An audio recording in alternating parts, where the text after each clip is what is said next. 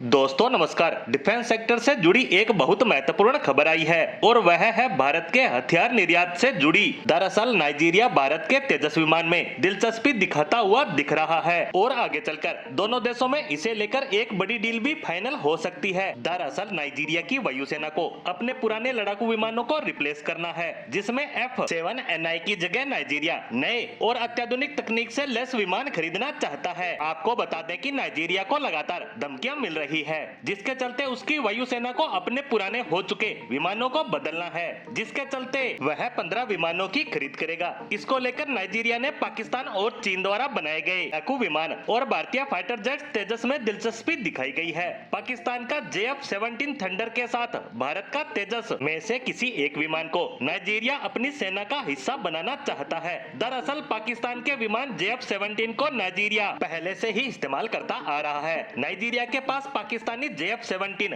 3 की संख्या में साल 2021 से मौजूद है। वहीं दूसरी ओर भारत ने नाइजीरिया को एक ऐसा ऑफर दे दिया है जिसके बाद नाइजीरिया को मेड इन इंडिया विमान खरीदने से कोई नहीं रोक सकता। भारत ने LCA तेजस की खरीद पर नाइजीरिया को कई आकर्षक वित्तीय पैकेज का ऑफर दिया है। इसमें फाइटर जेट्स की खरीद पर चीन की सामान्य 6 से 8% रेंज की तुलना में काफी कम ब्याज दरों के साथ क्रेडिट लाइन भी शामिल है। LCA तेजस और पाकिस्तानी JF-17 की कीमत की बात करें तो ये लगभग एक समान है। फिर भी भारत को एक महत्वपूर्ण बढ़त प्राप्त है। तेजस MK-1A में अमेरिकी F414 इंजन लगा है, जबकि JF-17 में रूसी RD-93 इंजन, जहां अमेरिकी F414 की उपलब्धता काफी अधिक है और इसकी मेंटेनेंस कॉस्ट भी रूसी इंजन के मुकाबले कम है और रूस पर प्रतिबंधों के कारण वह इस इंजन के स्पेयर पार्ट्स भी नहीं खरीद पा रहा है, जिससे इसकी उपलब्धता में भारी परेशानियां आ रही है। वहीं भारत ने नाइजीरिया को ऑफर दिया है कि अगर वह तेजस खरीदता है तो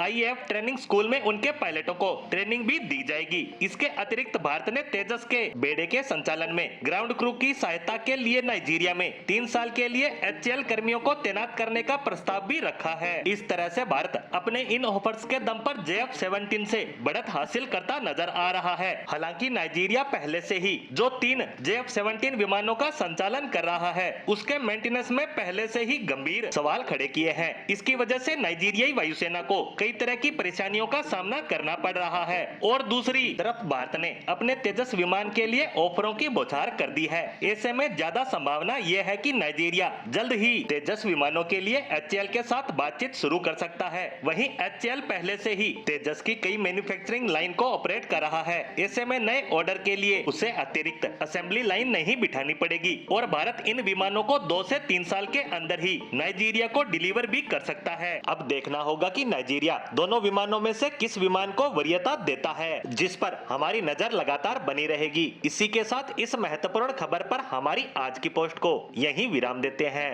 धन्यवाद।